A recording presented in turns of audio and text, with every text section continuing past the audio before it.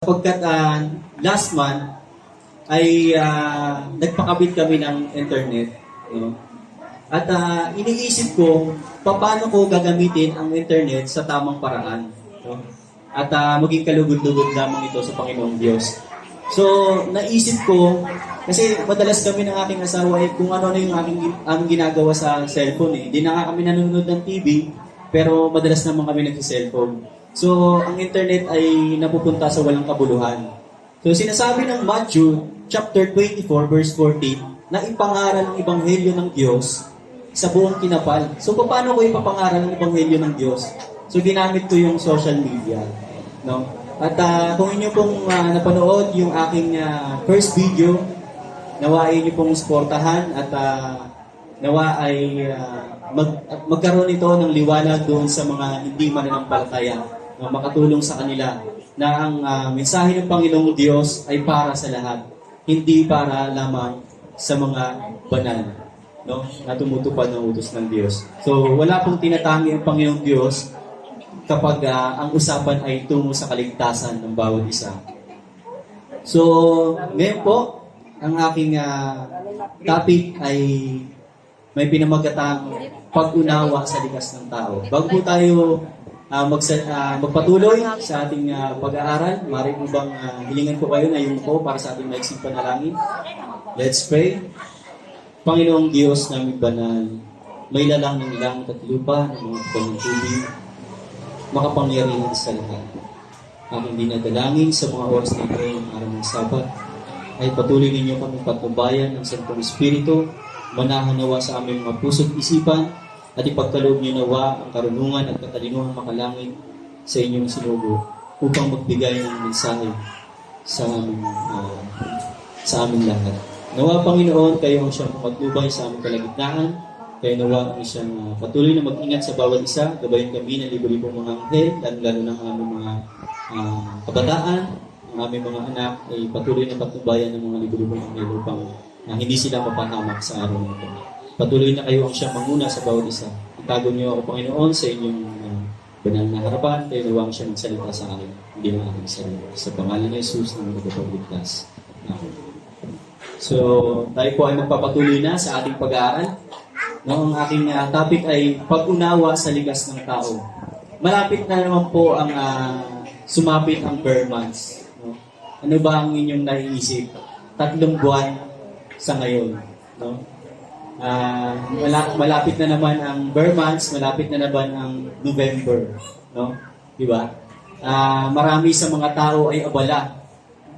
Ano yung kanilang pinagkakaabalahan? Yung araw ng pagkamatay, tama ba? Yun. O yun. Yung kamatayan, pag-usapang kamatayan, yan ay laging abala lagi sa araw ng bare months, no? So, ngayon, tayo po ay magpatuloy na sa ating pag-aaral. Ang sabi dito sa Genesis chapter 2, verse 7, sapagkat ang aking topic ay related sa nalalapit na pista ng kamatayan. Sabi dito, Genesis chapter 2, verse 7, at ilalang ng Panginoong Diyos ang tao sa labok ng lupa. Hiningahan ang kanyang mga butas ng ilong ng hininga ng buhay, at ang tao ay naging kaluluwang buhay. Napaka-special ng paglalang sa atin ng Panginoong Diyos. Sapagkat tayo ay special, kaya ganoon na lamang ay minamahal tayo ng Panginoong Diyos upang ibigay yung kanyang buktong na anak upang sino mang sumampalataya ay maligtas sa tiyak na kapamakan. No? Ganon tayo ka-special na nilalang tayo ng Panginoong Diyos. Sapagkat tayo lamang ang nilalang niya na ginamitan niya ng kanyang sariling mga kamay, mga daliri. Talagang minold niya tayo. No? Minold niya yung putik, no? Nanggaling tayo sa alabok at hiningahan ang ating butas ng ilong ng hininga ng buhay. Kaya ang tao ay naging kaluluwang buhay. Sabi dito, palaging sinusubukan ni Satanas na paniwalahin tayo, no? Na kapag ang tao ay mamatay, lagi niyang sinasabi na para bang walang kamatayan. Sapagkat kapag ang tao ay namatay, yung kanyang kaluluwa ay pagala-gala pa dito sa sanlibutan. Nililin lang tayo ng Diablo. Sapagkat marami din tayong napapanood sa mga television, sa mga movies, na kapag dating pag mga horror movies, yung kaluluwa lagi naghihiganti. Di ba? Lagi naghihiganti yung kaluluwa. Ngunit ayon dito sa ating pag-aaral, na kapag ang tao ay namatay, ay wala nang nalalaman pa sa mundo ng mga buhay. No? Sa ating patuloy na pag-aaral. Ang sabi dito, iminumungkahi niyang isang bahagi ng ating katauhan, sinasabi ni Satanas, ang kaluluwa ay nanatiling buhay matapos na mamatay ang ating katawan. No? Laging ganyan laging may mga palabas na ganyan na ang kaluluwa ay laging naghihiganti doon sa mga taong buhay. Kapag nakaranas ang tao ng kamatayan at puot bago siya namatay, ay maghihiganti yung kanyang kaluluwa. So hindi po ganon. Ang sabi dito, tumutugma ba ito sa sinasabi ng Biblia tungkol sa likas ng tao at kamatayan? No? Sinasabi dito, may dalawang proseso, no? Proseso ng buhay, isang buhay na kaluluwa. Sino ba yung buhay na kaluluwa? Tayo yun, mga kapatid. Sapagkat tayo inilalang ng Panginoong Diyos at binigyan niya tayo ng buhay. Ang proseso ng kamatayan at kaluluwa, kamatayan at espiritu, na kapag ang tao ay namatay, ang kanyang espiritu ay babalik sa Diyos. No? Yung hininga ng buhay. Sabi dito, sa una ng kamatayan, ano ang ginagawa ng mga namatay? Pagpahinga kasama ng mga ninuno. Ang proseso ng buhay. Sabi sa Genesis chapter 2 na nabanggit ng ating elder kanina, sa verse 7, at nilalang ng Panginoong Diyos ang tao sa alabok ng lupa, at hiningahan ang kaniyang mga butas ng ilong ng hininga ng buhay, at ang tao ay naging kaluluwang buhay. Nilikha ng Diyos ang unang tao gaya ng paglikha niya sa ilang mga hayop sa lupa, mula sa lupa. No? Sa Genesis chapter 2, verse 7 at 19. Gayunpaman, may malaking pagkakaiba. No?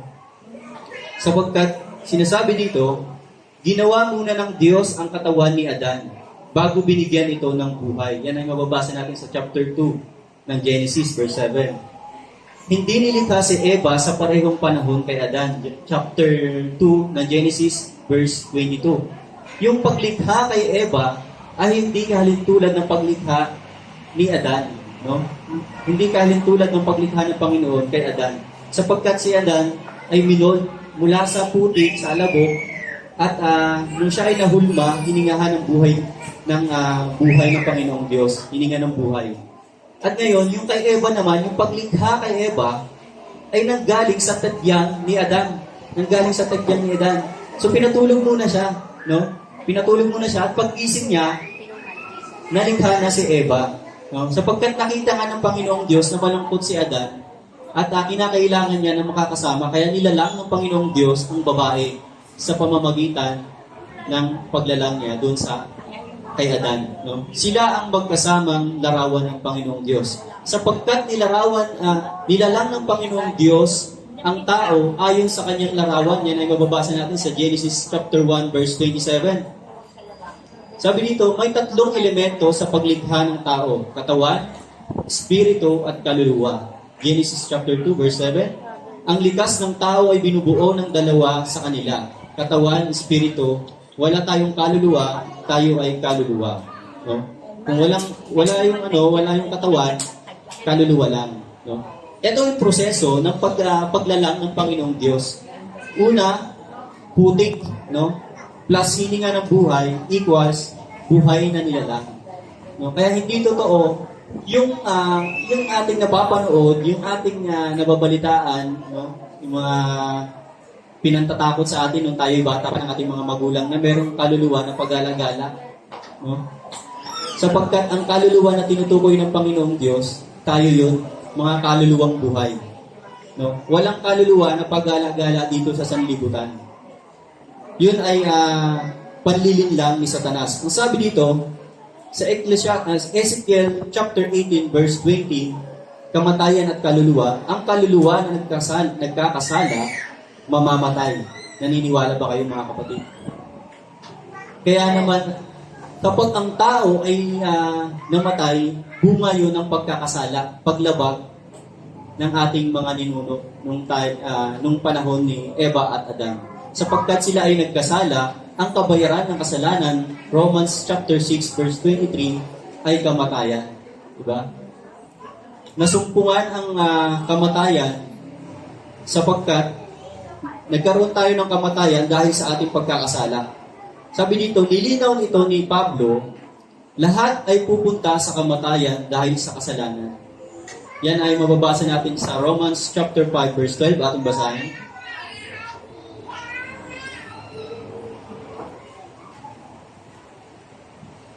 Ang sabi dito sa Romans chapter 5 verse 12, kaya't kung paanong sa pamamagitan ng isang tao ay pumasok ang kasalanan sa sanlibutan, at sa pamamagitan ng kasalanan ay ang kamatayan.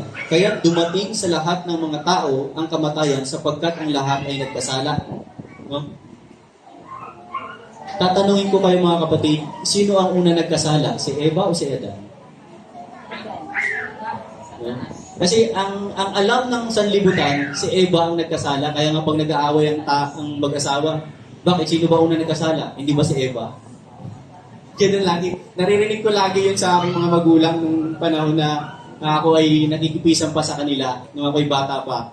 Sapagkat ang aking ama ay may alam din naman sa Biblia, no? May alam din naman sa banal na aklat. Kaya lagi niyang dinidiin, sino ba ang una nagkasala?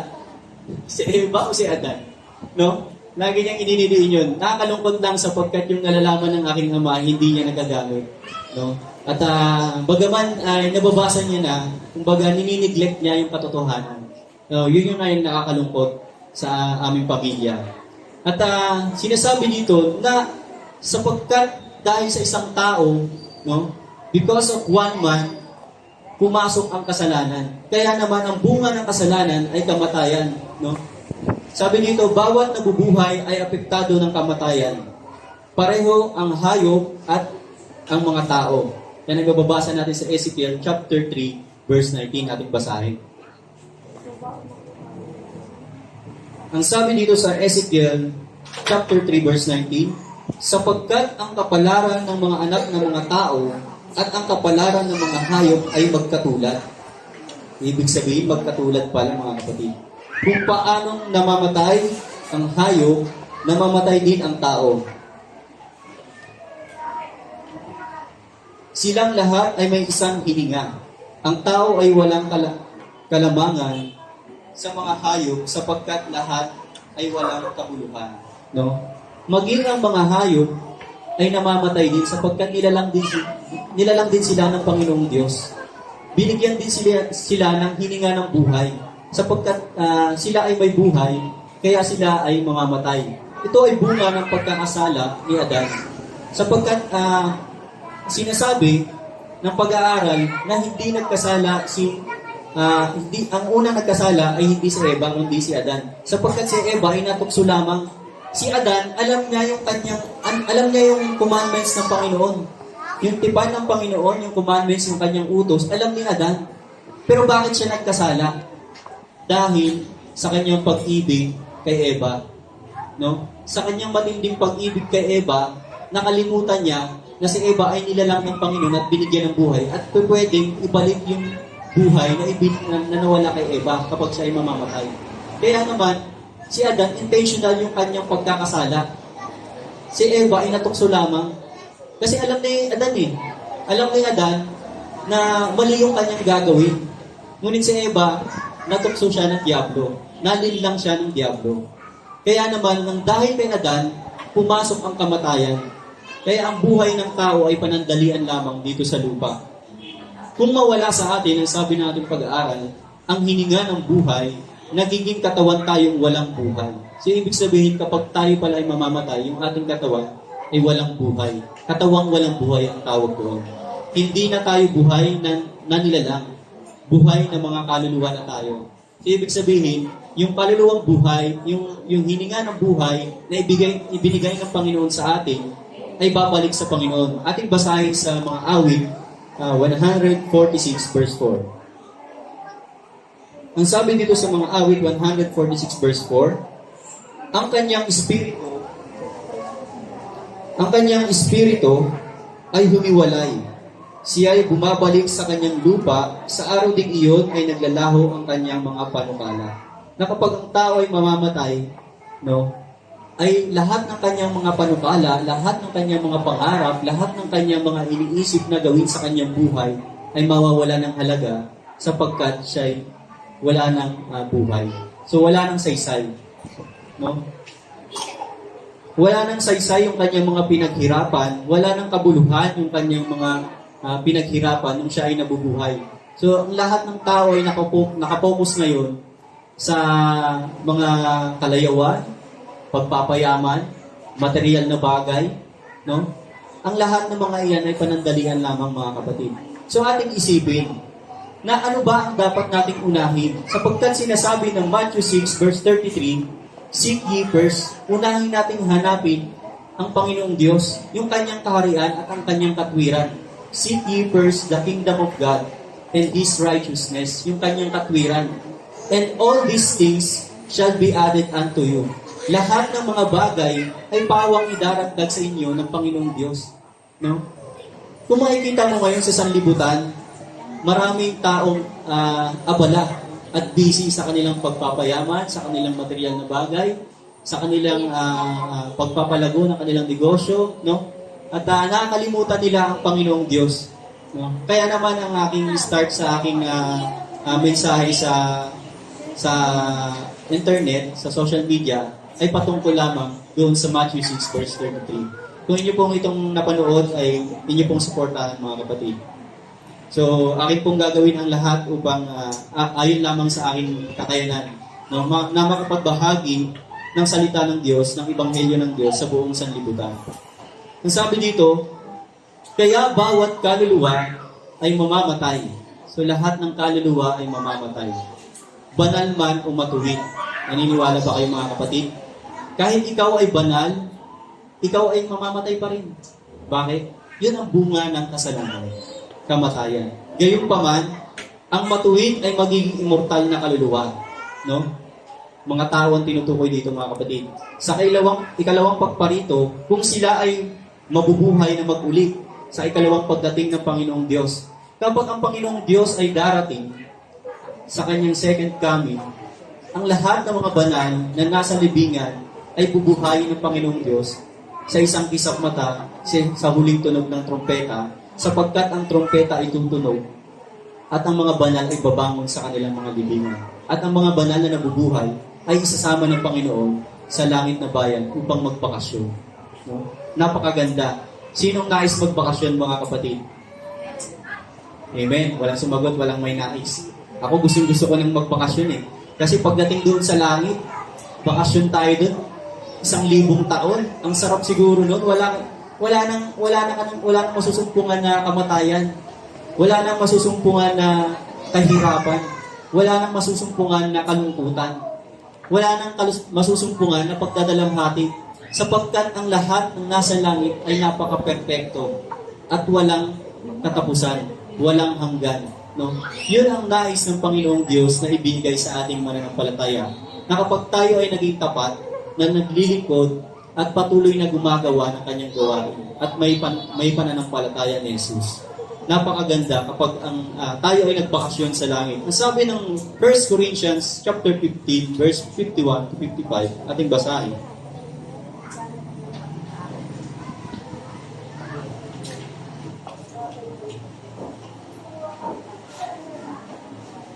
Ang sabi ng 1 Corinthians chapter 15, verse 51 to 55, ganito po ang sabi, makinig kayo.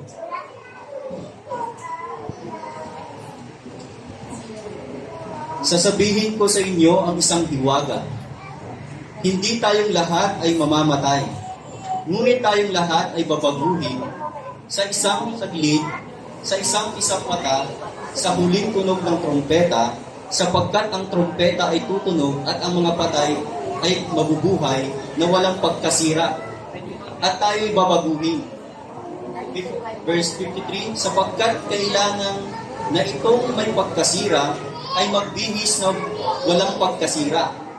At itong may kamatayan ay magbihis ng walang kamatayan. Verse 54, subalit, kapag itong may pagkasira ay mabibihisan ng walang pagkasira, at itong may kamatayan ay mabibihisan ng walang kamatayan. ay mangyayari ang salitang nasusulat.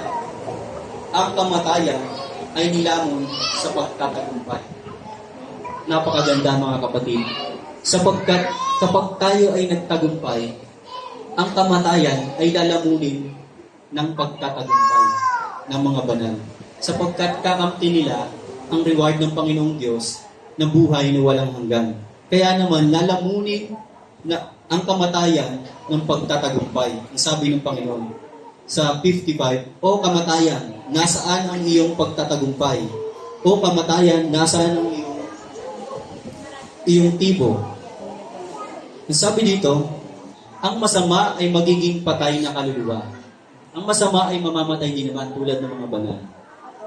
Kung mamamatay sila sa ikalawang walang hanggang kamatayan sa pagdagat-dagatang apoy. Yan ay mababasa natin sa Matthew 10 verse 28 ating basahin.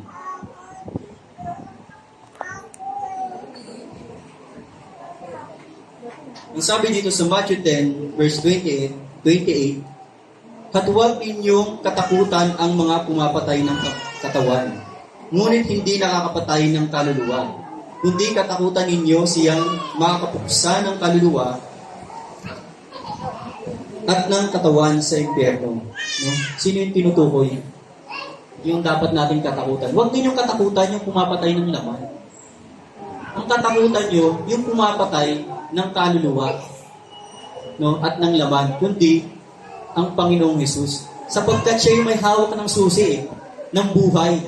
Sapagkat nasa kanyang mga kamay ang susi ng kamatayan at susi ng buhay. Bagaman ikaw ay mamamatay, ay muli kang bubuhayin ng Panginoong Diyos. No? Marami sa atin na natatakot kapag na-persecute, yung panahon ng persecution Dark Ages.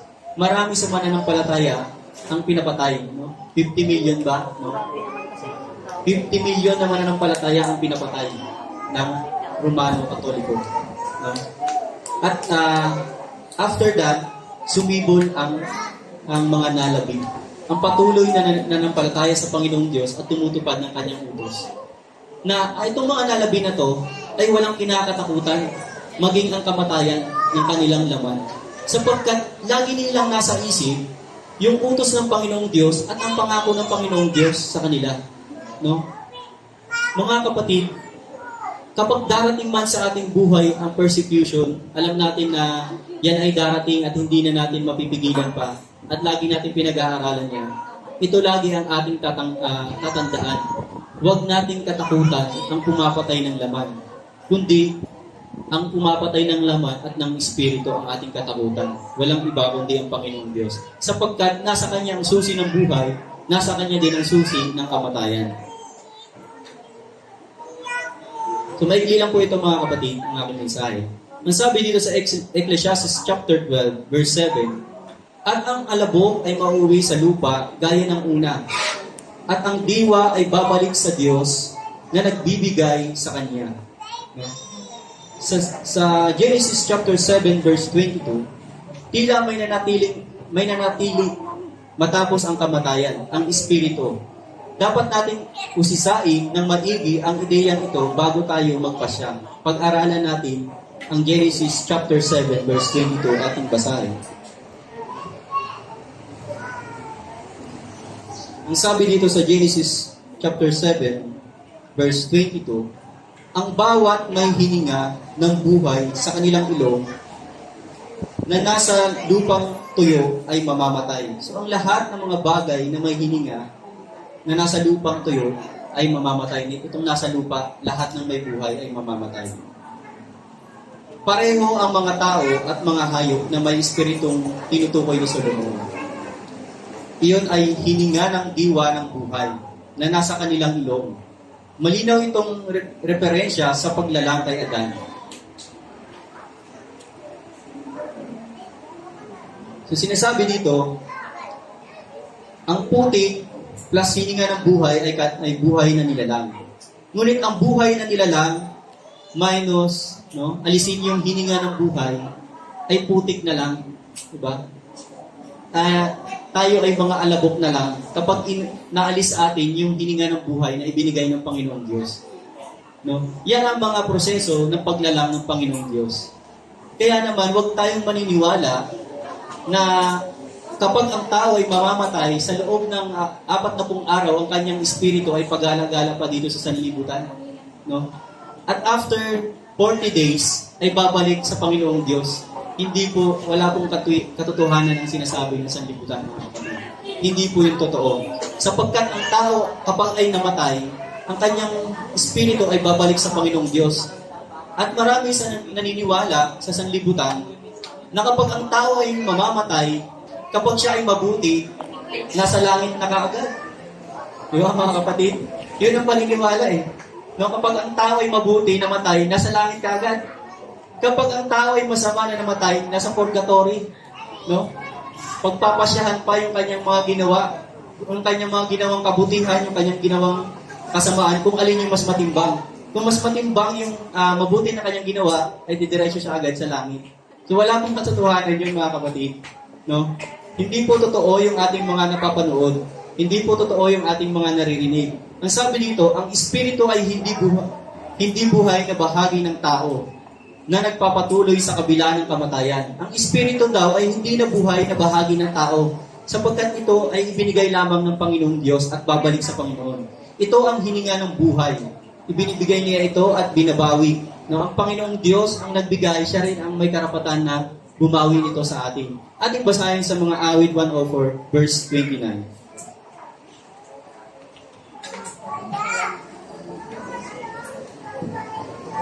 Ang sabi dito sa mga awit, Psalms 104 verse 29, iyong ikinubli ang iyong mukha, sila'y nangangamba, iyong inalis ang kanilang hininga, sila'y namamatay, at nagsisibalik sa kanilang pagiging alabok. So, ibig sabihin, ang Panginoon ang may authority, no? Na alisin ang iyong buhay, no? Kaya magtataka ka, yung mga mabubuting tao, bakit mas naunang namamatay kaysa dun sa mga masasama, no? May purpose ang Panginoong Diyos kung bakit namamatay ang mabubuti, no? Na hindi natin mabuti naman to, mabait naman to eh. Bakit nawala sa kanya yung kanyang buhay? So ang Panginoong Diyos ang may authority na bawiin ang kanyang buhay o hindi, no? Yan ang sabi ng mga awit 104 verse 29. Sa unahan ng kamatayan. Ang sabi ng Ecclesiastes chapter 9 verse 5, sapagkat nalalaman ng mga buhay na sila ay mamamatay, ngunit hindi nalalaman ng patay ang anumang bagay ni mayroon pa man silang kagantihan. Sapagkat ang alaala sa kanila ay nakalimutan na. No? Nalalaman ng mga buhay na sila ay mamamatay. Ngunit nalalaman ba ng mga patay na sila ay mabubuhay? Hindi. Hindi nga nila nalalaman na sila ay patay. Sapagkat sila ay natutulog lamang. Yun ang example ng Panginoong Diyos, no? Sa John chapter 11 verse 11, na kapag ang tao ay mamamatay tulad ni Lazaro, ay parang natutulog lamang, no? Siya ay natutulog lamang, hinalitulad siya sa parang natutulog. Pag ang tao ba ay natutulog, may nalalaman pa sa kanyang paligid? Wala na, di ba? Pag may pumasok na magnanakaw, malalaman niya ba na may nakapagnakaw sa kanyang mga ari-arian? Hindi niya nalalaman kasi nga, tulog siya, no? Ang tao, pag namatay, ay parang tulog din. Ang sabi ni Job, ang sabi ng Job chapter 3 verse 13, nagpapahinga sila at sila ay tulog. Para lang pala tayong nagpapahinga kapag tayo namamatay, mga kapatid. Ang sabi naman ng awit, chapter 115 verse 17, hindi sila nagpupuri sa Diyos, tahimik na sila. No? Hindi na sila nagpupuri pa sa Panginoong Diyos. Ano man ang kanilang sinasamba, hindi na sila makapagpuri. Sapagkat sila'y patay nga, sila'y mga tulog. Ang sabi ng mga awit, 146 verse 4, hindi sila nag-iisip. Wala na silang pag-iisip pa. Kasi nga, patay na sila, sila yung mga tulog. No? Ang sabi ng Ecclesiastes chapter 9, verse 5, wala silang alam. Hindi na nila nalalaman pa ang nangyayari sa sanlibutan, ni sa kanilang mga paligid. Wala na silang nalalaman na kahit ano pa mang kagantihan sa ilalim ng araw. Ang sabi ng Ecclesiastes chapter 9 verse 10, hindi sila nagtatrabaho nag-aaral o gumagawa ng anuman. Hindi na sila makapag-aral, hindi na sila makapagtrabaho, hindi na sila makagawa ng kanilang mga gustong gawin sapagkat sila'y patay na. Ang sabi dito, napaka nakakabagot ang maging patay. Nakakabagot naman talaga mga kapatid. Kapag ikaw ay namatay, wala nang natitirang buhay. Lahat ay natatapos kung tayo ay mamamatay. So, ibig sabihin, ano man ang iyong mga panukala o legacy sa iyong buhay, ay wala nang saysay, no? Kapag ikaw ay namatay. Ang kamatayan ay katahimikan lang at kadiliman. Gaya ito ng pagkatulog at hindi rin natin alam na tayo ay patay. Itinuturo ng Biblia na ang pagkamatay ay gaya ng pagtulog. Diba? Ang sabi ng John, chapter 11, verse 11 to 14, na ang pagkamatay ay gaya lamang ng pagtulog sapagkat sinasabi ng Panginoong Diyos nang inanyayahan ni Marta at ni Maria ang Panginoong Jesus na pumunta sa kanilang bahay sapagkat binalita nila na ang kamatayan ni Lazaro ng panahon na yun. Ngunit, nang pumunta ang Panginoong Diyos, sinabi ng Panginoong Jesus na si Lazaro ay natutulog lamang. Nagtaka ang mga alagad, Panginoon, Guro, si Lazaro ay namatay. Malinaw na sinasabi na si Lazaro ay namatay, ngunit ang halimbawa ng Panginoong Diyos, kanyang sinabi na si Lazaro ay natutulog lamang.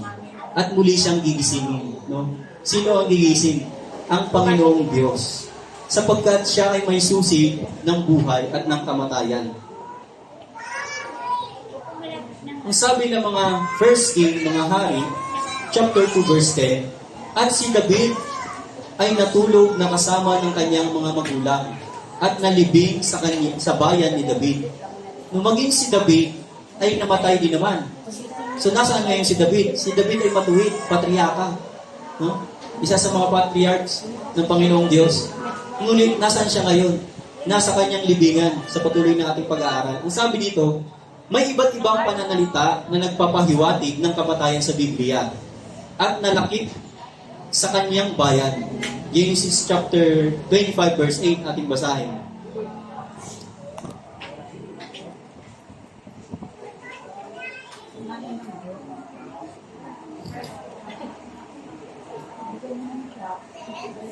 Sabi dito sa Genesis chapter 8, 25 verse 8, nalagot ang hininga ni Abraham, kay Abraham, at namatay sa mabuting katandaan, matanda at puspos ng mga taon at naging kasama ng kanyang bayan. Maging si Abraham, bagamat siya ay tumutupad ng 10 utos ng Diyos at obedient sa Panginoong Diyos, namatay siya, nalagutan siya ng hininga, ngunit ngunit si Abraham ay kasama pa rin ng kanyang bayan. Nilibing siya doon sa kanyang bayan, no? Ganon din si David. Natutulog na kasama ng kanyang mga magulang. Si David ay natutulog din. Lahat ng ating mga patriarchs, lahat ng ating mga propeta na namatay, ay nasa libingan pa magpahanggang ngayon. Ang sabi ng 1 King chapter 2 verse 10. Ang mga salita bang ito ay nagpapahayag na may sosyal at buhay na kamalayan sa kabila ng kamatayan? Ang sabi, si David ay natutulog na kasama ng kanyang mga magulang. Ngunit hindi siya umakyat sa langit na natili siya sa kanyang libingan hanggang ngayon. Ang sabi ng mga gawa, Acts chapter 2 verse 29 to 31. Yan ay mababasa natin. So ibig sabihin, maging ang mga banal, maging ang mga masasama, kapag ay namatay, ay hindi pa akit dun sa langit. Wala pa sa purgatory, yung mga masasama. Wala naman talagang purgatory. Mga kapatid. So, kapag ang tao ay namatay, nandito pa rin sa lupa, no? Nakalibing pa rin sila, kasama natin. So, inaantay lang pala nila tayo na mamatay, no? Para dumating na yung Panginoong Diyos. Ang sabi dito, pareho rin ang mga katagang ginamit sa ibang mga hari, matuwid man o masama. Yan ay mababasa natin sa mga hari, first Hebrew 14, no? Verse 20, at 2 Corinthians. Nasabi dito, ang ibig sabihin ng mga katagang ito ay tutungo tayo sa parehong lugar. No? Ang tao, kapag ay namatay, tutungo tayo sa parehong lugar. Kung saan tayo nanggaling. Saan ba tayo nanggaling? Hindi ba sa alabok? Sa lupa? Sa lupa tayo nang galing, kaya sa lupa din tayo babalik. No? Sa ating libingan, susundan natin ang mga hakbang ng ating mga ninuno. Iyon ay magiging patay tayo hanggang sa ikalawang pagparito ng Panginoong Diyos, ang araw ng pagkabuhay na maguli.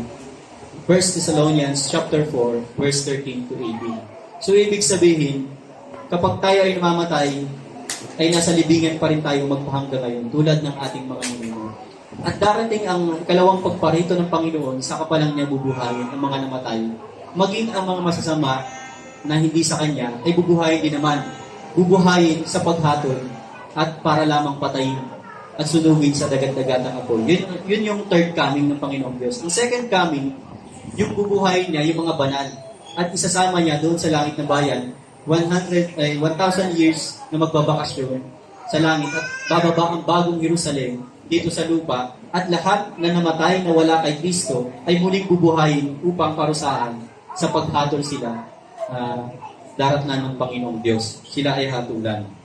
Ang sabi sa Great Controversy, chapter 33, page 549, ito po ay last na. Malinaw na sinasabi ni Ellen White, malinaw na itinuturo ng Biblia na ang mga patay ay hindi agad pupunta sa langit. Itinuturing silang natutulog hanggang sa pagkabuhay na maguli.